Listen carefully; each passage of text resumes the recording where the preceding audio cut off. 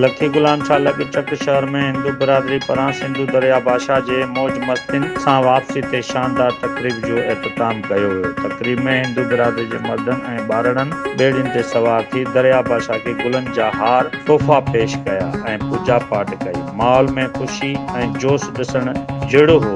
मौके ते हिंदू बिरादरी जे माण्हुनि पंहिंजे जज़्बात जो इज़हार कंदे चयो त सिंधु दरिया असां लाइ हयाती जो सरचश्मो आहे। दरिया शाह असांजो जियापो आहे ऐं सिंध जे ख़ुशहालीअ जो कारण आहे। दरिया जे वापसी असां लाइ नेमत आहे जेको ज़मीननि खे सरसब्ज़ सिंधड़ी खे सैराब करे समुंड ताईं पहुचंदो। हिननि चयो त असीं ढोलकनि सां नाच गाननि सां ऐं दुआनि सां दरिया भाषा जी आजिया करियूं था जीअं दरिया खेर सां अचे ऐं खेर सां वापसी वञे। बिना कंहिं तकलीफ़ पहुचाइण जे दरिया शाह जी अचण खे असां ख़ुशहाल ऐं अमन जी अलामत सम्झूं था।